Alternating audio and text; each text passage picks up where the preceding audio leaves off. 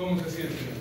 Lamento informarles que sus exámenes han sido un completo, no mentira, no se lo desastre como tal, pero me he dado cuenta que muchos sí tienen el ámbito de copiar, son tan hábiles para copiar que hay como 4 o 5 exámenes que son exactamente iguales.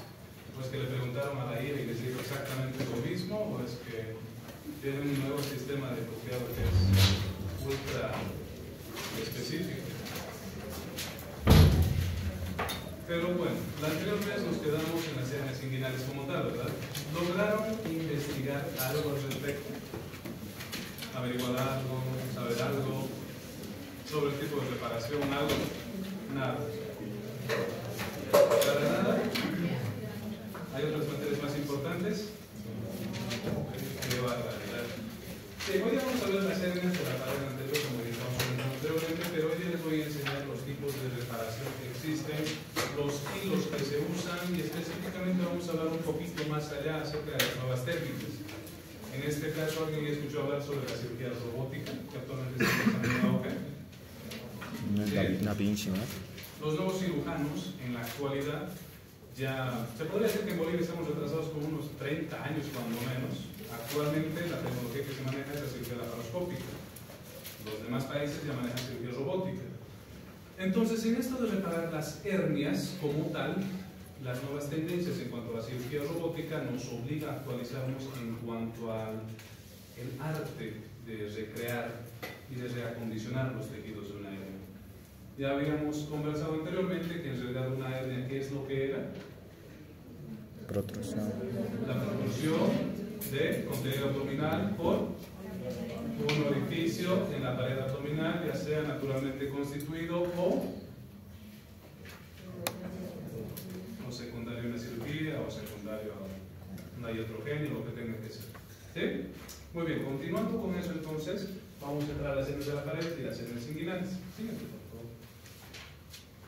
Aquí, para recordar un poquito, vamos a hablar todo lo que contiene una hernia como tal. ¿Qué contiene? Tiene un anillo herniario, tiene un contenido de saco herniario y tiene un saco herniario. Que para fines educativos, se podría decir, nosotros debemos de cuantificar en diámetro cuánto mide el orificio herniario, cuánto mide el saco herniario en total. ¿Esto para qué o por qué? ¿O cuál es la finalidad? No, ni más, no, sí pasa. Esto con el fin de determinar qué tipo de cirugía le vamos a realizar. Si podríamos hacerle una herniorrafia solamente, ¿qué era lo que significaba una herniorrafia como tal? Amarrar, vas a amarrar una hernia. No. Suturar, solamente suturar, rafia. Rafia como tal significa suturar. Ahora, ¿alguien podría decirme qué tipo de hilo podríamos usar? ¿Ya han llevado la anterior clase de hilos? O digo, el anterior semestre en todo caso. ¿Qué tipos de hilos podríamos usar en una rafia de una hernia como tal? Opción A, multifilamentos reabsorbibles. Opción B, monofilamentos reabsorbibles. Opción C, monofilamento no reabsorbible. ¿Cuál cree? Multifilamento absorbible. Multifilamento reabsorbible es el que más se usa, comúnmente conocido como el bicril. Ese es el que comúnmente se utiliza. ¿Podríamos usar un monofilamento reabsorbible? Sí, por supuesto que sí. ¿Como cuál? La poliglactinal. ¿Y podríamos usar un monofilamento no reabsorbible? ¿Ustedes qué opinan? No. ¿No? Sí se podría. Sí se puede. En este caso, ¿qué monofilamento no reabsorbible conoce? Nylon. Después. PDS. ¿Alguien ya ha escuchado hablar sobre PDS? ¿Sí? ¿Nunca? Levanten la mano, ¿quiénes están en rotaciones hospitalarias de cirugía? ¿Nadie? Wow. Se puso serio. Les sugiero que sí reclamen una rotación de cirugía hospitalaria, al menos dentro de quirófano, para que ustedes se vayan ambientando este tipo de situaciones y puedan ver cirugías. a estas alturas de la vida, en cuarto año, si ustedes no han pisado un quirófano, que no han visto cómo es que se desenvuelve ese ambiente, pienso que están perdiendo mucho. Hemos tenido rotación en cirugía el semestre pasado y ese semestre igual tenemos, pero es por PROTE, entonces primero estamos llevando otras materias. Ya, pero si han pisado quirófano entonces. Sí. No, yo dije que jamás en la vida digo. Esto es pan de cada día. Me imagino que se han visto una cirugía de hernia como tal. Sí. ¿Qué tipos de cirugías de hernias han visto? Hernias umbilicales, ¿sí? ¿Sí? Inguinales. Inguinales, ¿sí? Muy bien. ¿Qué otras más han visto? Epigástricas. Pero todas se resuelven de la misma manera. Han debido de ver que en el primer tiempo lo que han hecho ha sido una diéresis de los tejidos, separación del tejido cerebral subcutáneo, han localizado la...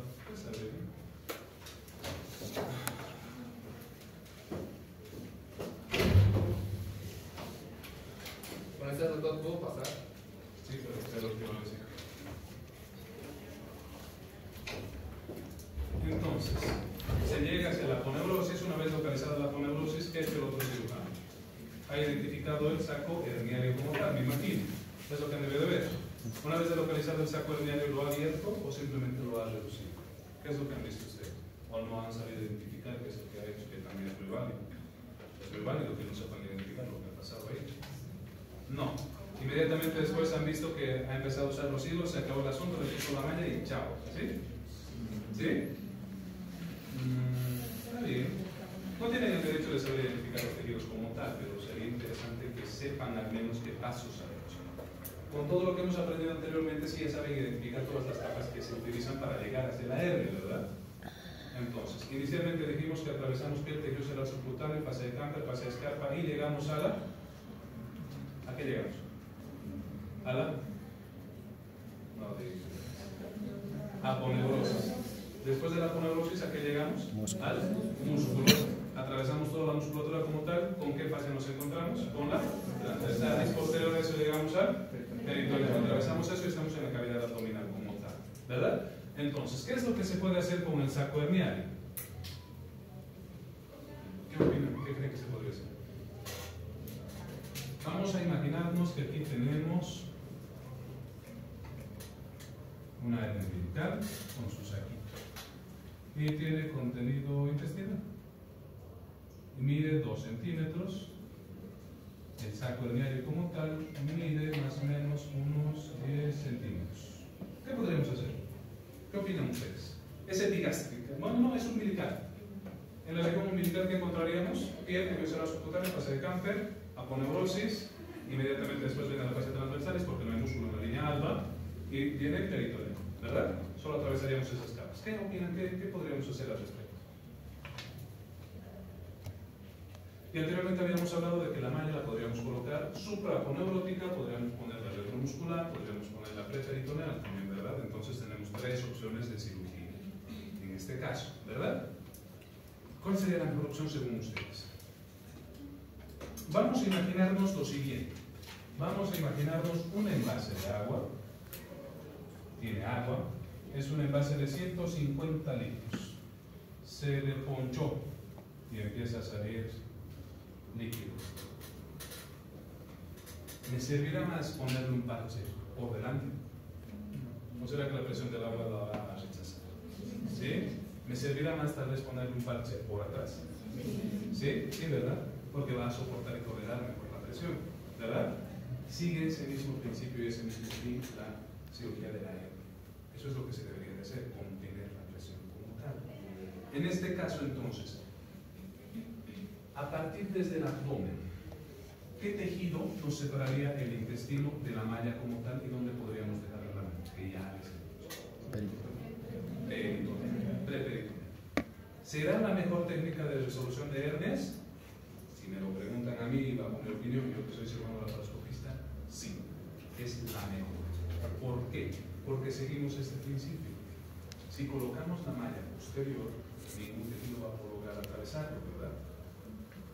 ¿O qué opinión les merece a ustedes? ¿Es mucha la diferencia con una doble, doctor? ¿Qué? ¿Es mucha la diferencia con una doble? ¿Doble qué? ¿A qué te refieres con Doble malla. ¿Doble malla? Sí.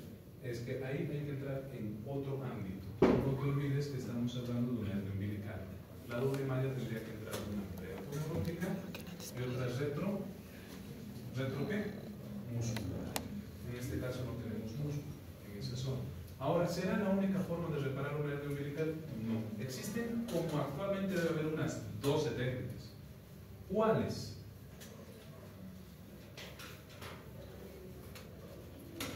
Y aplica para todas las hernias convocadas. ¿Cómo le haría una rafia de la hernia umbilical? ¿Qué le haría? Agarro el hilo y le meto hilo, saco la boca y se cerró. No, hay dos técnicas específicas como una que atraviesa desde el tejido superior hacia el inferior y vuelve. Ustedes suturan desde la parte de arriba y cierran. Rápido. Otra forma, agarran un extremo y le hacen un surjet continuo desde el lateral. ¿Conocen el surjet continuo? ¿Sí? Bueno, agarran un surjet, hacen un surjet y se cerró. Separamos un poquito la aponeurosis hacia el lateral, colocamos una malla, fijamos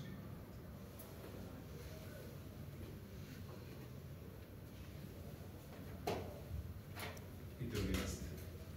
Así, aplica para todas las hernias. Esta es una supra, que se dice, está encima de la aponeurosis, supraponeurosis. Aplica para todas las hernias. El fin es el mismo. ¿Sí? ¿Complicado? Pienso que no. Pero esta es la vieja guardia, esto es la vieja escuela, esto es lo que hacían los cirujanos antiguos.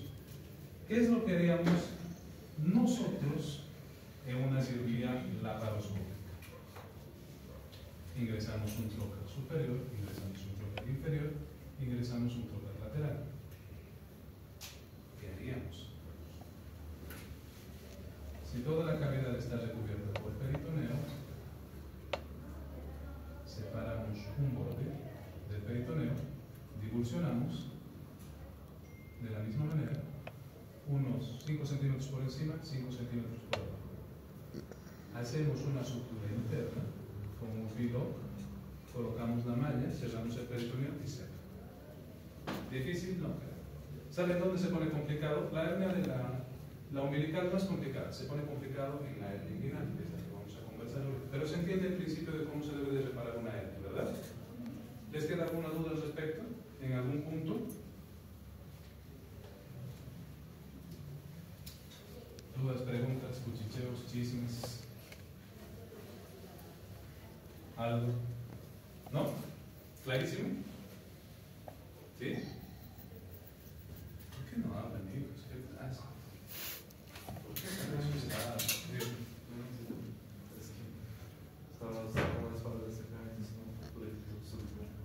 ¿El dibujo de cuál? ¿De la laparoscópica? ¿De la laparoscópica? Muy bien, vamos a volver a conversar. Aquí nos imaginamos una hernia umbilical, dijimos, de 2 centímetros. Si la última capa, viendo desde el abdomen, es el peritoneo, nosotros vamos a separar la capa peritoneal. Separamos la capa peritoneal en aproximadamente un cuadrado de 5 centímetros superiores, 5 centímetros inferiores y laterales. ¿Sí? Una vez que separamos esta zona, ¿qué hacemos con el orificio de nivel? Lo cerramos, hacemos una sutura laparoscópica. Pero en este caso vamos a usar un tipo de hilo. ¿Qué tipo de hilo les está comentando? Se llama hilo o hilo barbado, comúnmente llamado. ¿Qué es lo que hace este hilo barbado? Una vez que atraviesa el tejido, no vuelve a salir. Tenemos filamentos laterales que le permiten tener esta consistencia y esta característica. Entonces cerramos la aponeurosis, ponemos una malla y cerramos el peritoneo. Y fin del comunicado. Parece fácil, ¿verdad? Como que entraste, lo hiciste en 2 minutos y te saliste. Pero no es así, toma su tiempo, tiene su nivel de dificultad. ¿Vieron en anatomía cómo es el peritoneo? No, nunca. Pero en las clases de anatomía, en el muertito. Nunca, jamás. Bueno, el peritoneo es una capa de más o menos 1 a 2 milímetros de espesor. Es ultra delgado. Hay que tener buena habilidad como para separarlo. Bueno, eso es lo que hace a los cirujanos laparoscopistas como tal, la diferencia entre ellos. Pero ese es el principio de toda la reparación de la hernia. ¿Aplica para todas las hernias? Sí. Ahorita lo vamos a ver. Siguiente. Muy bien, esto ya lo habíamos comentado. Las hernias encarceradas, reducibles, no reducibles. Imagino que no se les olvidará. Una hernia reducible, ¿qué es? ¿Una hernia qué? El contenido del saco herniario Puede ser reduce la introducido. cavidad abdominal. Una hernia encarcerada es una hernia que el contenido no reduce. ¿Es una emergencia o urgencia quirúrgica? Depende si hay dolor, es lo que dijimos, ¿verdad? Si hay dolor, sí constituye. Pero si no, hay mucha gente que vive con su hernia años hasta que se desestrangula. Entonces, una hernia estrangulada dijimos que es, ¿qué? Cuando hay compromiso vascular independientemente del tejido. ¿Sí? ¿Dudas, preguntas? Siguiente.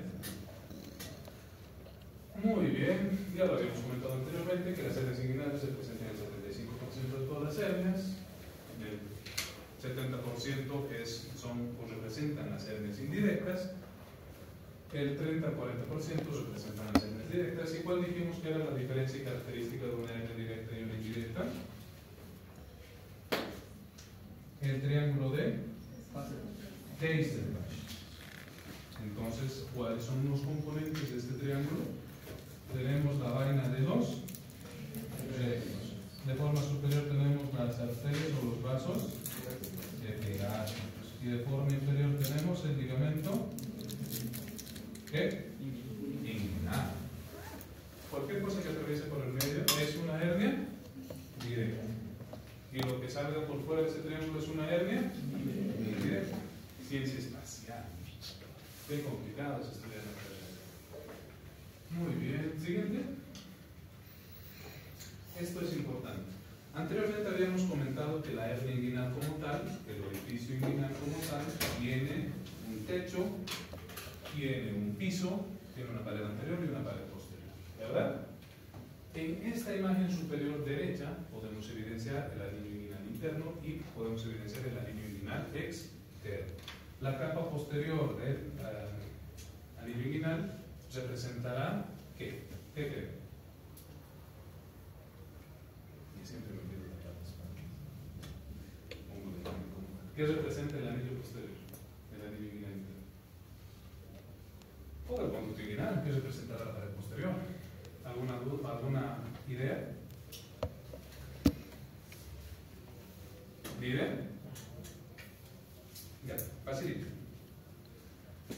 Esta capa que ven ahí, la anterior, bueno, son los músculos. De afuera hacia adentro, ¿qué músculos tenemos? El oblicuo externo, después viene el oblicuo interno, después viene el transverso, después viene la fascia transversal, después viene el peritoneal. Entonces, la pared posterior, ¿cuáles serán los últimos? Fascia transversal. El techo representará los dos músculos que acabamos de decir, que serían los intermedios, sería el oblicuo interno y el transverso. Hacia la parte inferior, que será el piso como tal, el ligamento inguinal. Y hacia anterior, que vendrá el último músculo que nos queda. ¿Cuál sería? El oblicuo externo. Fin del asunto. ¿Por qué cobra especial relevancia esta anatomía de esta zona? ¿O por qué es que tendría que ser importante la anatomía de esta zona bajo esas características? Uno, para determinar semiológicamente si es una hernia directa o es una hernia indirecta, que sí se puede. Dos, para ver qué tipo de reparación le vamos a hacer a esta hernia. ¿Sí? ¿Comprenden, no? ¿Alguna duda, pregunta hasta ahí? ¿Sí? ¿Les quedó claro? ¿Seguro? Dentro. ¿Volvemos a repetir? ¿Sí? Bien. Entonces, el orificio inguinal tiene dos orificios, un interno y un externo. Si lo tomamos como si fuera un cuadrado, diríamos que la pared posterior representaría, ¿qué dijimos? Muy bien. El techo sería los dos músculos internos. Dijimos que sería el oblicuo menor y el transverso. El piso que representaría la parte inferior, dijimos que sería el ligamento inguinal. Y la pared anterior vendría a ser representada por la aponeurosis del último músculo anterior, que sería el oblicuo externo. ¿Sí? Ahora sí. ¿Por qué toma especial relevancia? Específicamente, porque estos dos músculos, el oblicuo menor y el transverso, forman el famoso tendón conjunto. ¿Ya? Ya habíamos comentado en la anterior clase, ¿recuerdan? Sobre el tendón conjunto y las múltiples técnicas de reparación de la hernia que existen bajo este tendón. ¿Sí? ¿Sí se entiende? No. No veo como unas caras. No sé si hablan chino. Ya, pero bueno. Nos imaginamos la pared anterior como tal. Aquí logramos ver que el músculo lo han cortado a este nivel, más o menos ahí. Si nosotros nos imaginamos un hombre visto de frente, está paramediano, ¿sí? Ahí se le ha realizado el corte. Y eso es lo que nosotros vemos en este segmento, que se divide ahí, ¿sí? Ay, Dios mío, aquí. El ombligo, aquí está. ¿Qué vendría a ser aquí? ¿Qué músculo decimos? El oblicuo. Externo. Aquí está su orificio interno, aquí está su orificio externo. Por aquí atraviesa, ¿qué dijimos? ¿De qué? A través del conducto. ¿Qué atraviesa en varones y qué atraviesa en mujeres? Y en las mujeres es entonces, este corte que se ha realizado es este nivel aproximadamente. Este nivel, se ha hecho el corte y nos está mostrando de forma lateral. ¿Sí? ¿Se lo logran imaginar? Eso es lo que nos logra mostrar en este corte. ¿Sí? ¿Por qué toma especial relevancia? Entonces dijimos que si la parte o la pared anterior es la aponeurosis del oblicuo externo, aquí abajo que estaría atravesando el ligamento inguinal, ¿verdad? Eso es lo que dijimos, ¿verdad? Si nosotros levantáramos esta aponeurosis del oblicuo externo, nos encontraríamos con otras dos aponeurosis, ¿verdad? Que vendrían siendo la del oblicuo menor y el transverso. ¿Sí? ¿Estamos de acuerdo hasta ahí? Entonces, ¿por qué se llamará solamente tendón conjunto a los dos? Debería de representarse por los tres, ¿verdad?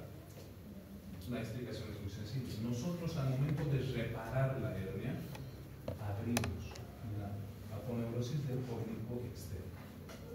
Ahora sí, ¿me logran entender?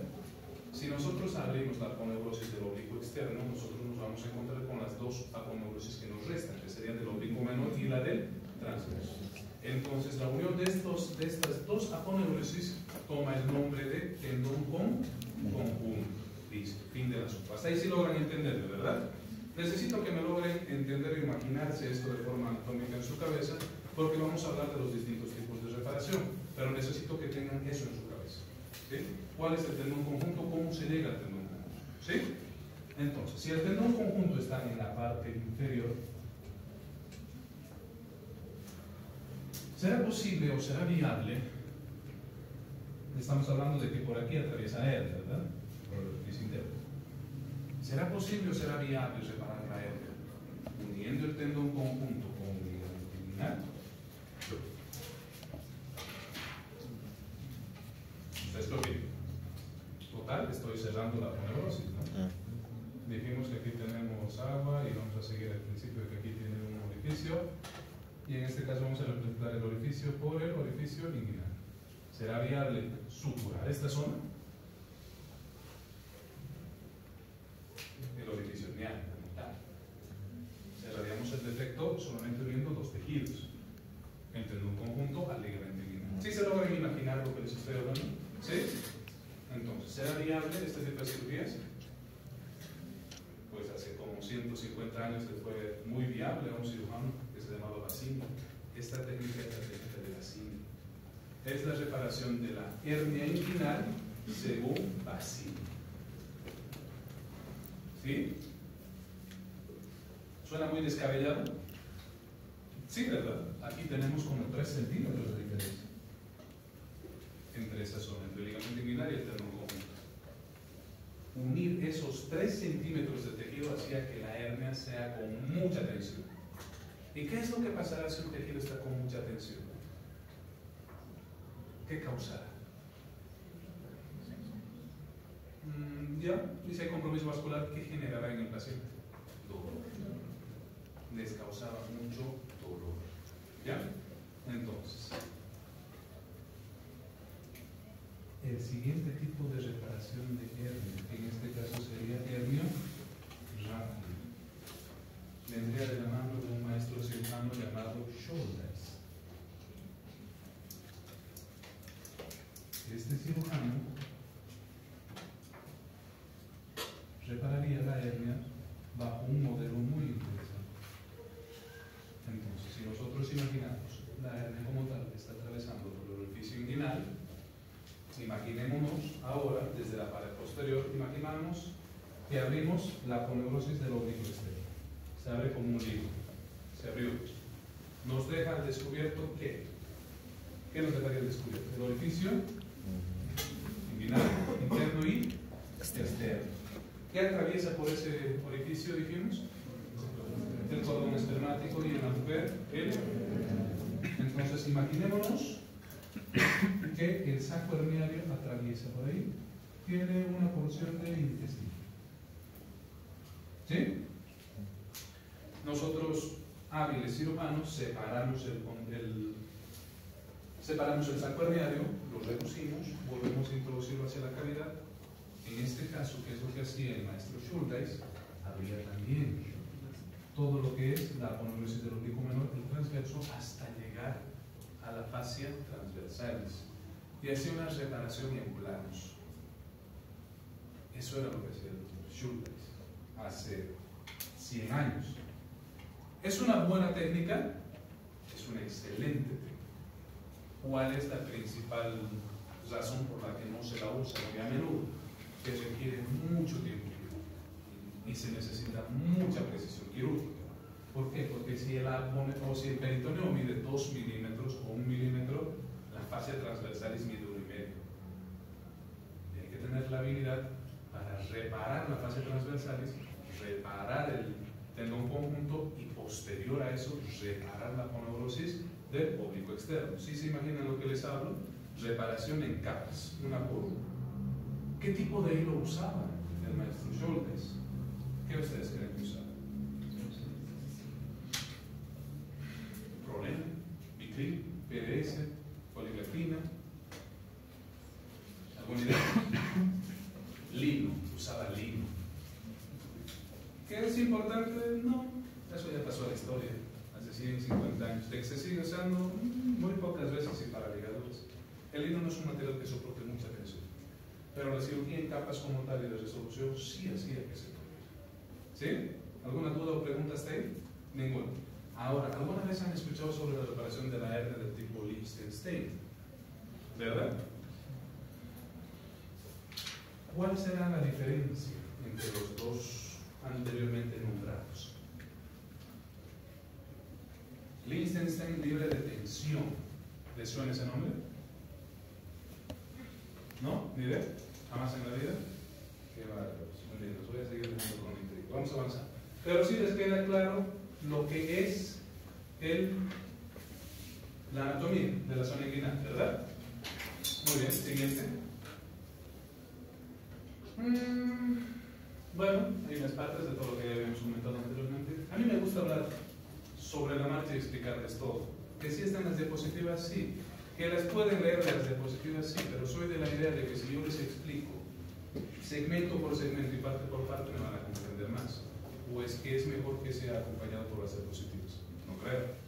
Yo aprendía más cuando me explicaban así parte por parte y yo le seguía el hilo al maestro. Versus los maestros otros que tenían que simplemente leían y leían una diapositiva.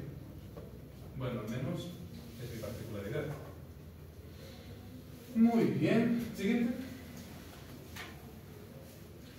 Lo que estábamos conversando anteriormente, las hernias y la diferencia entre las hernias directas y las indirectas. ¿Qué dijimos que era una hernia indirecta? Para que nunca se les olvide. ¿Atraviesa por el triángulo o atraviesa a través del triángulo?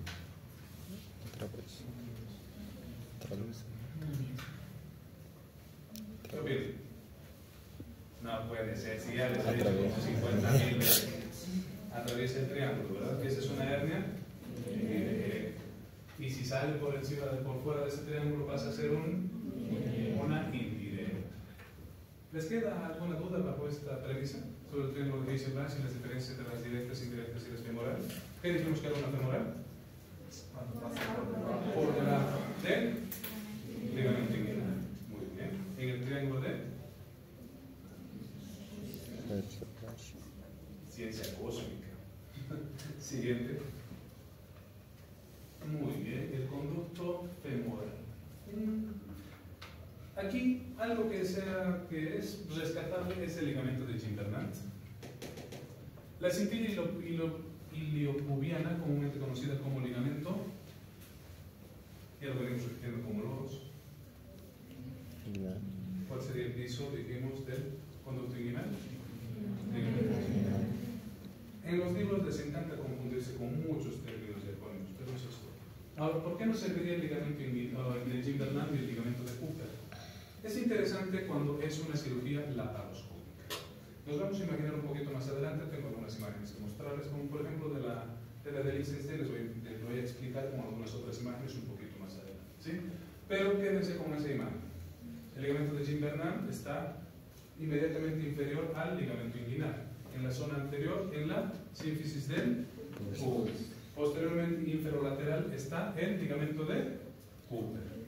Esas dos cositas vayan memorizándolas un poco y les voy a mostrar cómo se debe de hacer una cirugía laparoscópica y por qué estos puntos son importantes. ¿Sí? Siguiente. Las clasificaciones. Las clasificaciones de hernias como tal, la de Nyquist y conjuntamente la de Gilbert, no son muy importantes para ustedes como tal. ¿Por qué? Porque no es importante que ustedes sepan ese tipo de clasificaciones. Uno, que ya pasaron a la historia. Dos, que ustedes no necesariamente deben de saberlas. Conocerlas tal vez sí que son un tipo de clasificación de hernias, pero no necesariamente conocerlas. Esto es más de residencia, es más de especialidad. Los especialistas sí las deben de conocer, porque bajo esta premisa se diagnostica, se clasifica y se repara. Ustedes lo que deben de conocer es diagnosticar de forma adecuada una hernia, saber qué se debe de hacer con una hernia, porque ustedes en primera instancia van a ingresar como médicos generales. Y en el ínterin deben de conocer un poco de las 4 especialidades. ¿Sí? Pero conocer a profundidad cada uno de los detalles es hacerles perder el tiempo en cosas innecesarias. Muchos docentes anteriormente sí exigían muchas de estas cosas. Pero ¿cuántos de ustedes van a ser cirujanos? A ver, levanten la mano. ¿Alguien ya se decidió por ser cirujano? ¿Sí? Excelente, muy bien. 1. ¿Quiénes van a ser pediatras? ¿A quién les ha gustado hacer la pediatría? 1. ¿Quiénes van a ser internistas? 1. ¿Y los demás qué van a ser? ¿Ginecólogos todos? ¿En serio? ¿O piensan hacer una rama de medicina interna, nefro, cardio y demás? ¿O no se han decidido qué quieren hacer? ¿En serio? Vaya, datos perturbadores, me sorprenden cada vez más. Y el tercer año ya sabía que quería ser cirujano. Y todos mis compañeros ya sabían que querían hacer de su vida. Como consejo, en las rotaciones vayan viendo qué les gusta más. Porque una vez que lleguen al internado y ya absolutamente de los, no sé, 300 internos que han pasado por mi lado, he visto que tenían 3 personas claras sus metas en la vida. Las que ya las tienen que tener. No se dejen llevar por la impresión del momento. No creo que les hayan obligado a estudiar medicina. ¿O sí? Bueno, está bien, sigue. Ay, Dios mío. ¿Por qué son tan callados? O sea, yo cuando está en mi generación todos decían sí, no, que sí, que no, que aquí, que más allá, que por qué esto, que por qué lo otro. Vamos tímidos. Sus anteriores docentes eran de los docentes que llegaban, hablaban y se iban y ya. Por eso son callados. ¿Sí? Es que trato de entenderlos, pero la verdad es que no puedo evitar. La verdad es que no les entiendo. Si algo no les queda claro, me gustaría mucho que me digan, por favor, volveremos a hablar sobre esto. Porque no sé si les queda claro o si estoy hablando como merolico aquí al frente y no me entienden ni la mitad de lo que digo. O si a la final, pues, a ver si no les gusta cirugía, ¿no? Es una opción. Nadie está obligado a que le guste la materia. Pero los veo tan callados y tímidos, después como que están aquí y no están. Participen, muchachos, participen de la clase. Muy bien. La fisiopatología de la hernia ya anteriormente habíamos hablado, en la anterior clase sí ya conversamos, no sobre la fisiopatología de la hernia, cómo es que se forman, cómo es que inician. ¿Cómo dijimos que se inician? Es originario por una debilidad del abdominal y un aumento de presión dentro de la cavidad abdominal. Muy bien, ¿las hernias pueden ser congénitas? Sí pueden ser congénitas. ¿Son raras? Sí. ¿Y son dependientes de qué anteriormente dijimos? De alteraciones en la formación del colágeno.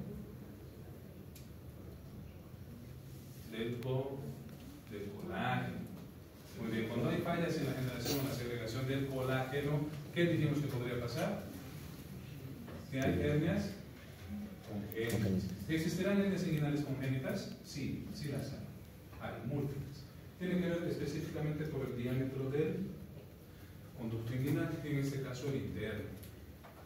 ¿Qué patologías dijimos que pueden ser originarias congénitas, que tengan alteraciones con el colágeno? La anterior clase creo que hablábamos de dos. ¿Cuáles dijimos? Después.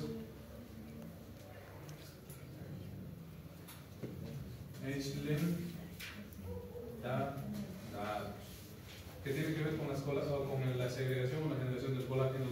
¿De qué tipos dijimos que está constituida la fibrosis? Tipo 1, tipo 2, tipo 3 también, aunque hay 19 tipos de colágeno. ¿Pero cuáles son los más importantes, dijimos? La 1. Muy bien. ¿Les queda alguna duda al respecto sobre eso? ¿Alguna pregunta que tengan? Las causas de las hernias, ¿les queda alguna duda? Hablamos y conversamos de que todas las patologías que tengan un aumento de la presión intraabdominal podrían generar una hernia. En este caso hablamos sobre uno que dijimos, el de EPOC. Dos dijimos que ascitis también dijimos. Después, ¿qué más? Tos crónica, constipación. Después, ¿qué más? Embarazo. Después, ¿qué más? Edad avanzada, sí, la edad avanzada, pero secundario, ¿qué dijimos que era? Alteraciones con la generación del colágeno. Muy bien, ¿qué más hablamos? Después conversamos en la anterior clase sobre los orígenes. El tabaquismo. El tabaquismo secundario, ¿qué dijimos que bloquea? El ADN, daña la separación del ADN, en este caso el ARN mensajero. Y si hay un bloqueo o daño en el ARN mensajero, lo que genera va a ser una disminución de la síntesis del colágeno. ¿Está difícil? No creo. ¿O sí es complicado? No, ¿verdad? ¿Alguna duda o pregunta que tengan al respecto? ¿No, nada? Muy bien, siguiente. El diagnóstico diferencial. Es importante e interesante el diagnóstico diferencial. ¿Por qué? Para saber identificar correctamente qué es una hernia y que no nos estamos confundiendo con un linfoma, con tantas cosas que podría decir. ¿Sí? Entonces, ¿con qué podría sugestionarse un diagnóstico diferencial? Un linfoma. ¿Alguien sabe definir un linfoma? ¿Alguna idea? Es una alteración de los vasos linfáticos y los ganglios. Entonces, una alteración ganglionar, un aumento de tamaño, se confundiría con una masa. Y la masa se confundirá con una hernia. ¿Y cuál será la diferencia? ¿Cómo lograrían identificarlo? ¿Qué dijimos que pasaba con la hernia? Que es reducible, que puede reducirse, que tiene un anillo herniario, que tiene un contenido de saco herniario, que tiene un saco. Entonces, un linfoma tendrá un saco herniario, tendrá un contenido herniario. ¿Cuál será la diferencia? Que la masa será indurable. Esa es una gran diferencia y franca diferencia. ¿Sí? Entonces, se aplica para absolutamente todos los diagnósticos diferenciales, como es un tumor testicular, una metástasis. ¿Por qué una metástasis se parecerá a una hernia? ¿Alguna idea? ¿Qué es una metástasis? Traslocación de un cáncer. ¿Ya? ¿Qué más? ¿Alguna idea más? ¿No? ¿Ni idea? Invasión a otros órganos y ordenar Sí. Mejor. Translocación, invasión de un tejido adyacente a otro que genera una tumoración local. ¿Sí? Ahora, ¿qué tipos de tumores se confundirán con una hernia? Supongamos con una hernia epigástica. ¿Qué tumor creo? Tiene que ver con los tumores de la pared abdominal. En este caso, ¿cuáles son los comúnmente, entre comillas, confundidos? Los liposarcomas, los lipomas, los fibroadenomas. ¿Sí? Esos son los que comúnmente se confunden. ¿Por qué? Porque generan una masa, pero son originarios de la pared abdominal. ¿Sí? Es bien complicado que un tumor hepático sobresalga la pared abdominal y simule ser una hernia. Es infrecuente, yo no lo he visto. Pero sí, tumores de la pared abdominal, que sí pueden confundirse con una hernia, sí. Muy bien. Lesiones testiculares primarias, varicocele. Varicocele es complicado que se confunda. ¿Pero qué es una varicocele? ¿Alguien sabe? ¿Alguna idea?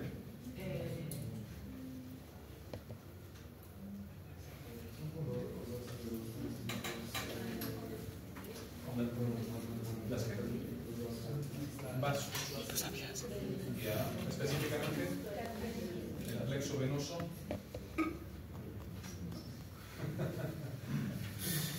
¿Alguien sabe qué plexo venoso es el que genera una varicocele? ¿Qué es una varicocele y cómo se sentirá una varicocele? Vamos a imaginar el paciente desnudo que están frente a ustedes, tiene un testículo aumentado de tamaño y ustedes tocan ese testículo. ¿Qué sentirán en primera instancia? Ese término es bastante grotesco, pero está escrito en los libros. Simula un saco lleno de lombrices, gusanos. Está escrito en la literatura que se siente de esa característica. ¿Y qué te da a sospechar en primera instancia que es una hernia o una hernia inguinal? El aumento del volumen unilateral del testículo. Eso es lo que te hace sospechar. ¿Sí? ¿Por qué? Porque una hernia puede llegar hasta el escroto y simularlo. ¿Sí? ¿Es un diagnóstico diferencial importante? Sí. Interesante también. ¿Alguna duda o preguntas de ahí?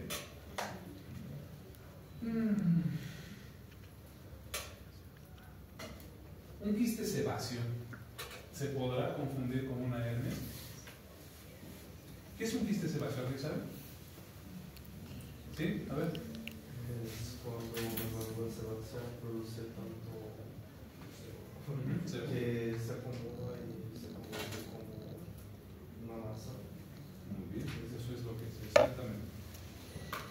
Un quiste sebáceo no es nada más que una acumulación de sebo en forma de quiste en alguna parte de la piel y que puede generar una apariencia de tumoración. Tumoración entre comillas, porque simplemente es acumulación de sebo. Pero la característica principal es que se puede ser generada en toda la piel. Entonces eso nos haría sospechar. Sí. ¿Cuál sería la diferencia? ¿O cómo encontraríamos la diferencia? ¿Qué nosotros debemos hacer? ¿Palo? ¿Verdad? Entonces, ¿qué es lo que no va a tener que sí tiene la hernia? ¿Un qué? ¿Un qué? Sí, aparte de eso, pero va a tener un sal, y va a tener un conte, y va a tener un orificio herniario. Entonces, ¿es un quiste sebáceo superficial va a tener un orificio herniario? No tiene tanta diferencia. ¿Sí? ¿Alguna duda o pregunta hasta ahí? ¿Ninguna? Un hematoma, ¿realmente se podrá confundir con una hernia? Yo creo que no llegamos a ese punto, ¿no? Pero de verdad sí se puede. ¿Por qué? Porque una hernia estrangulada, ¿cuáles serán las características de una hernia estrangulada? ¿Qué diferencias habrá en la piel? Cambios de coloración. Cambios de coloración conjuntamente con aumento de la temperatura y dolor a la palpación. Entonces, ¿qué es lo que puede tener un hematoma? Cambios de coloración y dolor a la palpación, ¿verdad? Dependiendo de la zona en la que esté y los antecedentes que tiene. ¿Estamos de acuerdo? Pero sí se puede. Dependiendo de la localización y los antecedentes que tenga. No vaya a ser que se golpeó con un rincón de la mesa y vas a imaginarte que se hizo una hernia por el golpe, ¿no? Tiene que ver mucho con los antecedentes clínicos que tenga el paciente. ¿Dudas, preguntas? La ascitis, por obvias razones, ya dijimos anteriormente, que produce, ¿qué dijimos que produce? Un tipo de hernia específica. Congenital. ¿Por qué? ¿Por qué dijimos? Aumento de Por aumento de la presión y el defecto anatómico congénito que se presenta en la zona umbilical. En estos casos, en algunos pacientes, al presentar este defecto, lo que hace es que el agua filtra hacia el ombligo comunal y puede generar un efecto de masa. Una vez han debido ver un paciente ascítico que tiene literalmente, tiene un abdomen hipertráceo y tiene un solo levantamiento a nivel umbilical. No es una hernia, simplemente es líquido. Pero no llega al concepto de hernia. ¿Por qué? Porque no tiene más de 1 centímetro, 0,2 centímetros. Entonces, ¿qué vendría siendo? Simplemente así es, ¿verdad? ¿Dudas, preguntas? ¿Tienen alguna pregunta hasta ahí? Dentro de los diagnósticos diferenciales, ¿tendrán algún diagnóstico diferencial puesto en la cabeza? ¿Alguna pregunta? ¿No? ¿Cero? Muy bien, siguiente. Muy bien, dentro de la anamnesis, para diagnosticar una hernia como tal, debemos de preguntar específicamente los signos y síntomas previos. ¿Qué signos y síntomas previos debería de haber en una hernia?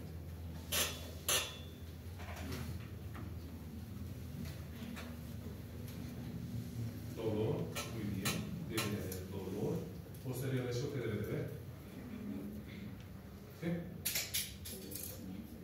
Si está estrangulada, ¿no? Pero estamos hablando de un examen físico común y silvestre del paciente. Vamos a imaginarnos un paciente joven, de 28 años de edad, deportista, le gusta mucho ir al gimnasio, le encanta hacer, ¿qué se llama esta cuestión? Press de banca, levanta mucho peso en press de banca, y que desde hace 2 semanas sintió una molestia a nivel inguinal. ¿Qué molestia sintió? Sintió dolor, aumento de volumen en la zona y que se alivia en el reposo. Muy bien. Dentro de toda esa sintomatología previa, ¿qué podemos destacar?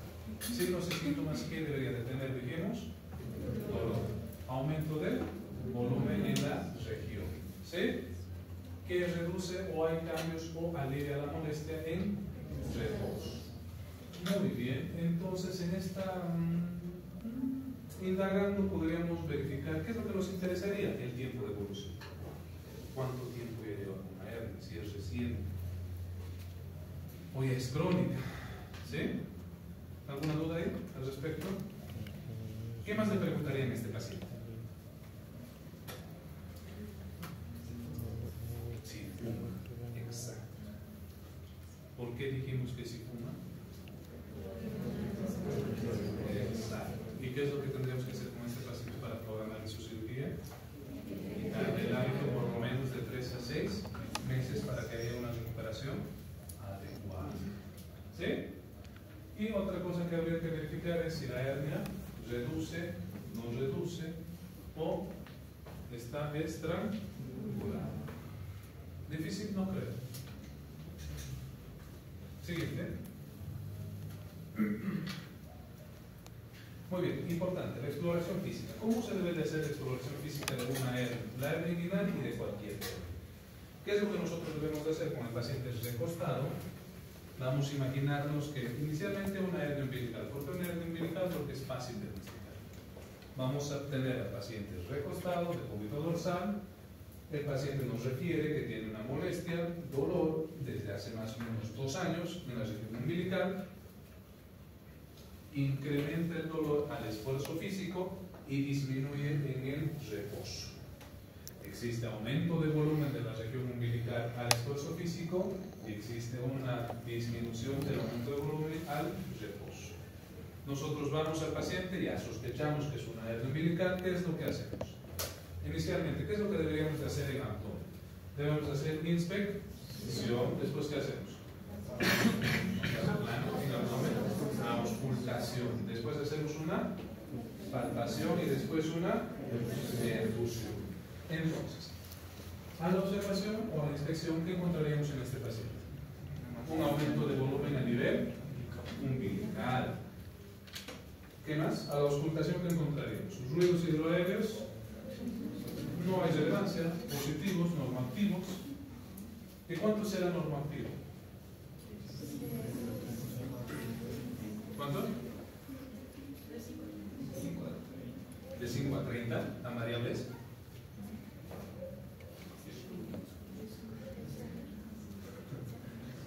¿Quién da más, quién da menos? ¿Es muy variable? Sí, es sumamente variable. Dependiendo de la literatura que ustedes vayan a leer, es sumamente variable esto. Pero vamos a dejarlo entre 14 y 20. ¿Les parece bien?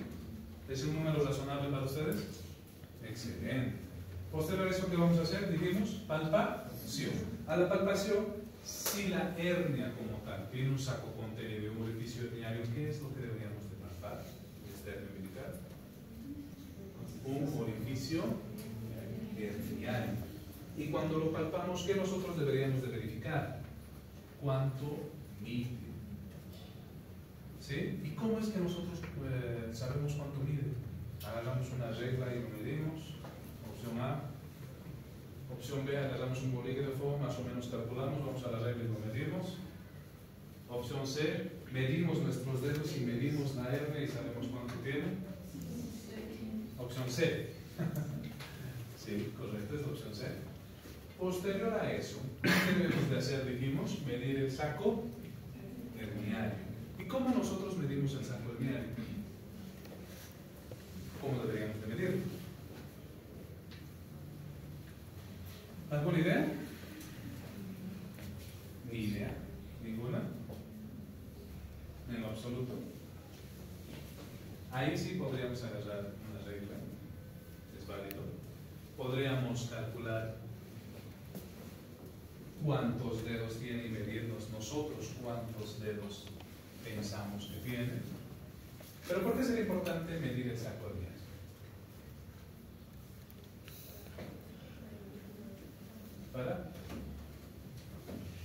Para saber qué tipo de reparación le vamos a hacer. Creo que ya está cansado, pero es para eso. Para saber qué tipo de reparación herniaria le vamos a hacer. Muy bien, posterior a eso, ¿qué deberíamos de hacer? Ver, ¿habrá alguna alteración en una hernia, en el abdomen, para una percusión? ¿Sí? ¿No? ¿No saben? ¿No responden? ¿Voto nulo? ¿Algo? No debería de haber, correcto, no debería de haber ninguna alteración. Entonces, al examen físico nosotros debemos de verificar estas dos cosas primordiales. ¿Cuánto mide el orificio herniario? ¿Cuánto mide el herniario? ¿Sí? ¿Dudas, preguntas en la exploración semiológica? Ahora, en la hernia inguinal, ¿difiere un poco? Sí, Y al hacer la exploración física, ¿se puede intentar hacer la manera de reducirla? Interesante la pregunta, siempre y cuando nuestro hipotético caso era un paciente que en el reposo reducía su hernia completamente. Hay pacientes en los cuales no reduce la hernia. Si nosotros deberíamos de hacer la prueba de que si reduce o no, sí podríamos hacerlo, siempre y cuando no le cause dolor al paciente. No vaya a ser que tenga su grasa preperitoneal en la hernia y tú a toda costa quieras introducírsela en la cavidad abdominal. Pero sí se debería de intentar, sí, depende del caso y depende del cuadro. Hay, por ejemplo, Schwartz habla de eso, de las hernias estranguladas, que en muchos casos y en muchas situaciones viene un paciente con una hernia estrangulada o encarcelada a la emergencia. Tiene un dolor desde hace más o menos 4 horas y este paciente el dolor no le cede con nada. Ya fue a la farmacia, se compró antiespasmódico, se compró analgésico. Después de las 6 o 8 horas de que no le calmó el dolor, optó por ir a la emergencia y a decir, me duele. ¿Cuánto tiempo dijimos que el tejido intestinal puede permanecer viable sin riesgo sanguíneo? 6 a 7 horas. ¿Cuántas horas ya pasó desde que la señora se compró su analgésico, dijimos? 4, 5, 6 horas. ¿Sí? Ahora, ¿por qué no deberíamos de reducir esta hernia en esta situación? Y Schwartz lo especifica. ¿Qué es lo que pasa cuando un tejido se priva de oxígeno? Empieza la isquemia inicialmente. Posterior a eso pasa a ser necrosis. ¿Y qué es lo que hay dentro de la luz intestinal? Aparte de todo el contenido alimenticio, que el Kingdom, que la Coca-Cola y demás, ¿qué otras cosas hay? Flora microbiana. Buena y mala, ¿verdad? Dentro de la mala, ¿qué flora microbiana es muy común en el tubo digestivo? La Escherichia coli. Entonces, cuando hay un tejido que tiene privación de oxígeno y hay daño tisular, ¿qué es lo que pasa de forma inicial? Translocación bacteriana. Y si tú devuelves este intestino En el supuesto caso, llego a las 6-7 horas, a tu emergencia no tienes cirujano de turno, tu médico brioso, capaz de absolutamente todo, dices, esta es una hernia estrangulada, le pongo un relajante muscular, la reduzco y que se haga cargo mañana el cirujano, me vale 50 hectáreas de pepinillo. Tú le reduciste esa hernia, introduciste un tejido, 1, dañado. 2, que representa translocación bacteriana. Y si hay translocación bacteriana a nivel intestinal periférico, ¿qué va a generar en el peritón? Una peritonitis. ¿Le hiciste un bien? ¿Le hiciste un mal? ¿Se puede complicar este paciente? Sí, y severamente. ¿Me entiendes lo que quiero decirte? Se puede y no se puede. Depende del tiempo y el contexto en el cual está esa hernia. ¿Sí? Muy bien, ¿todas las preguntas hasta ahí? ¿Sí? ¿No?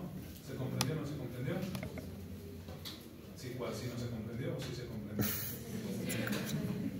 Ya, muy bien, estamos hablando de la semiología para identificar una hernia inguinal directa e indirecta. ¿Podemos hacerlo mediante maniobra semiológica? Sí. ¿Dónde se localiza el orificio inguinal externo, anatómicamente hablando, y cómo podríamos encontrarlo? ¿Alguna idea? ¿Se sigue el trayecto de él? ¿En los varones de qué? ¿El cordón espermático? ¿Se logrará palpar el cordón espermático? No tan fácilmente. Y no creo que tengan la valentía de ir, tocarle el testículo y tocarle tanto, amasarle tanto hasta lograr identificar el cordón espermático y seguir su trayecto. En este caso, ¿qué es lo que se hace? Se debe identificar ¿qué? ¿Qué creen que se debería de identificar? ¿Qué rodea los testículos, por favor? El estrón. Entonces, en el borde lateral se debe de introducir el dedo meñique y se debe de inspeccionar hasta encontrar el orificio inguinal externo. Una vez localizado el orificio inguinal externo, se debe de poner una mano por encima a más o menos 2 a 3 centímetros laterales y se debe de pedir al paciente que haga una maniobra específica, que es la maniobra de Valsalva. Entonces, si es que, ¿qué más sigue? ¿Qué es lo que debería de pasar en la maniobra de Valsalva de este paciente? ¿Qué tendría que pasar?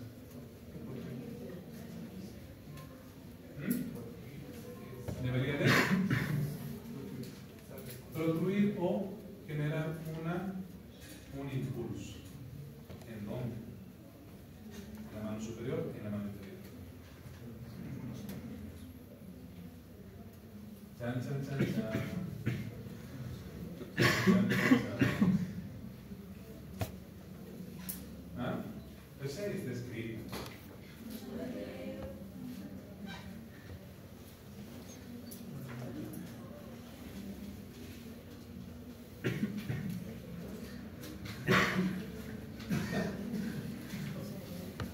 Miren que son terribles. Yo creo que con un examen a libro abierto y ni así.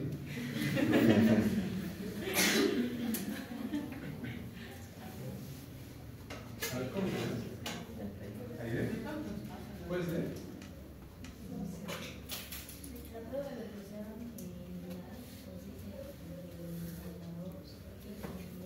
Más fuerte, mami, no te escuchen ya.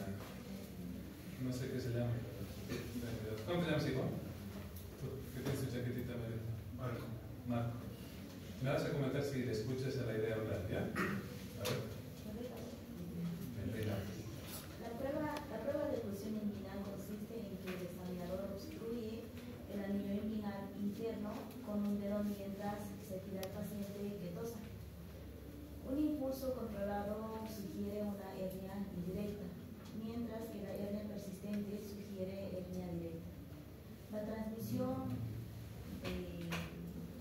del impulso de la tos a la punta del dedo del explorador señala una hernia directa, mientras que el impulso que se palpa en el dorso del dedo del explorador sugiere hernia directa. A ver, en traducción, ¿qué dijimos que podría ser? Nosotros tenemos el dedo en el orificio inguinal externo y tenemos la otra mano contralateral en el orificio inguinal interno. Entonces, si es una hernia indirecta, ¿qué pasa? Indirecta. Nosotros estamos ocurriendo. ¿Qué debería de pasar? Si es indirecta, ¿qué va a pasar? Dice un impulso controlado. ¿Y qué será un impulso controlado?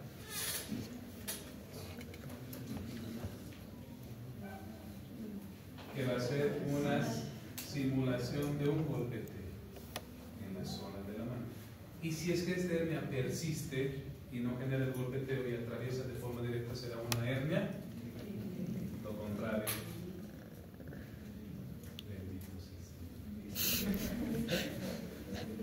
Tenemos sueño. ¿Qué sería? ¿Cuál? Okay. Tan difícil es. Ahora nos vamos a la mano contralateral inferior, que tenemos el dedo meñique en el orificio inguinal externo. Una hernia inguinal indirecta. ¿Será o qué pasará con la punta del dedo? ¿Qué dice ahí casualmente? Si estamos en el orificio inguinal, el dedo está en el orificio, ¿qué pasará?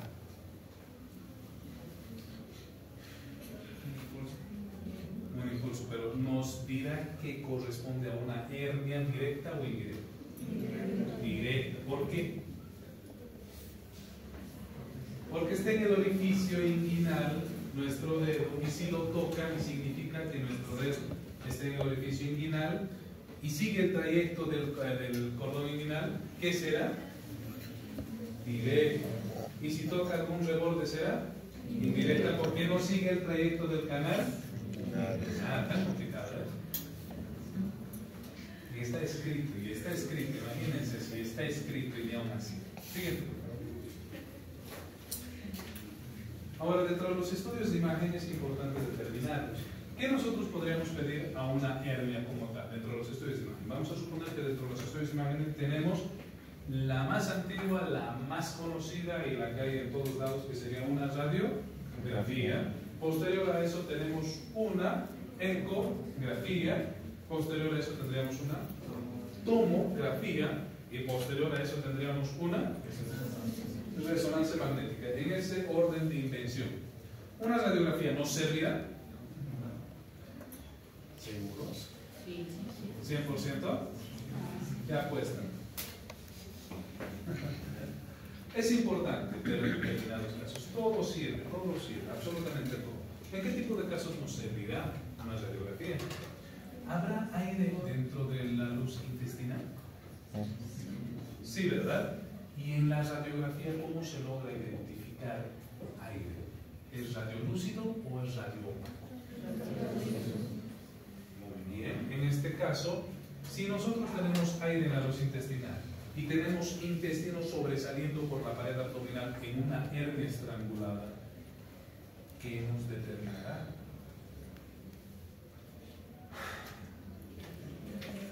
Sí, estamos hablando de que hay luz en el intestino, ¿verdad? Sí. Y estamos hablando de que por la pared abdominal se evidencia una luz, o bueno, radiopaco. ¿Qué nos dirá? Que hay intestino, ¿verdad? Y si tenemos un nivel hidroaéreo, que nos diagnosticará que hay una oclusión intestinal localizada, ¿verdad? Entonces servirá. En determinados casos, sí, pero es más para la emergencia. ¿Una ecografía nos servirá? ¿Sí? ¿Por qué nos servirá?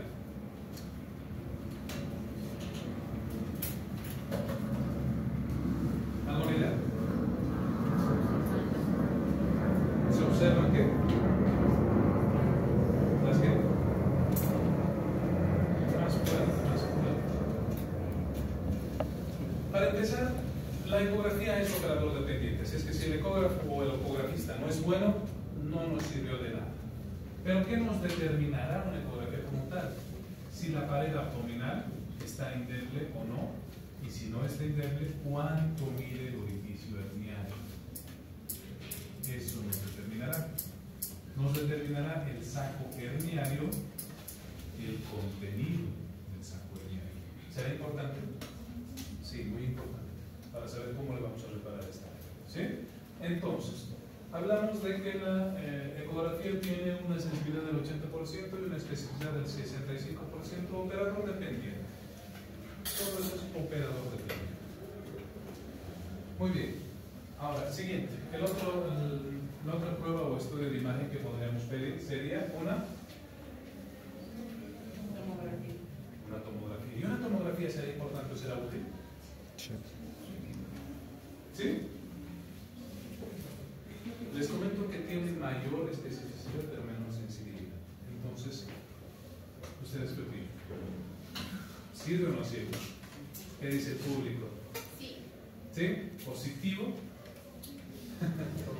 Sirve y no sirve. Sirve en determinadas situaciones como por ejemplo la cuantificación en un índice de Tanaka para una hernia en pérdida de domicilio y con un contraste para determinar cuál es el volumen intestinal que está fuera de la cavidad abdominal. Para eso sí nos sirve. Ahora, para diagnosticar una hernia umbilical de 2 centímetros con grasa preperitoneal, no. ¿Estamos de acuerdo? ¿Y una resonancia magnética? ¿Será útil? Para ustedes, ¿qué es una resonancia magnética y qué es una tomografía? ¿Cuál es el principio fundamental de una tomografía en ser computarizada? ¿Opiniones?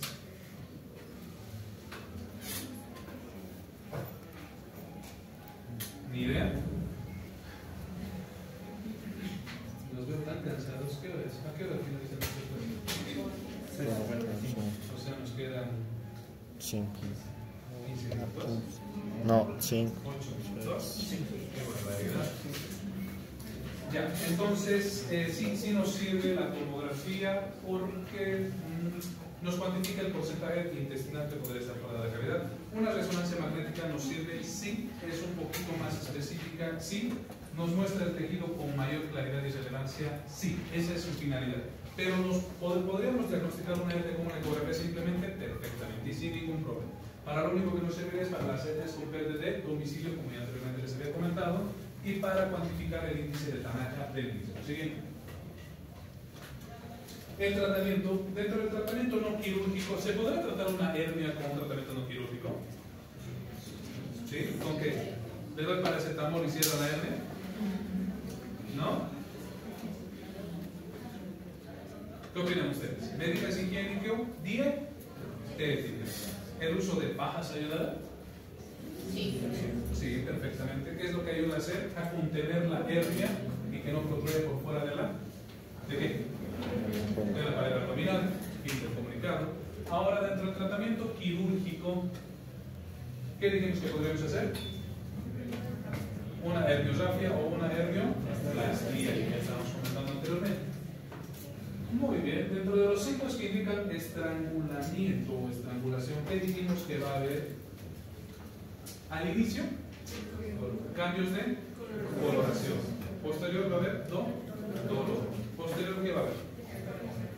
Aumento de la temperatura. Esto nos indica signos claros de una hernia estrangulada. Nosotros la tenemos en laboratorios. Dentro de los laboratorios, ¿qué es lo que le vamos a pedir? Un hemograma, una ureapinina, lo básico, si quieren generar de orina.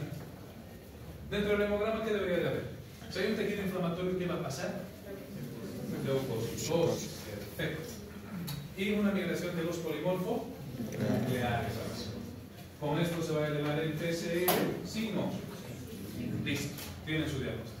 Y hay que operar. ¿Sí? Siguiente. Tratamiento quirúrgico. Aquí está lo que les estaba comentando anteriormente. La reparación de ¿qué dijimos? De vacío. Entonces, si nosotros... ¿Alguien tiene una red? Sí, eso.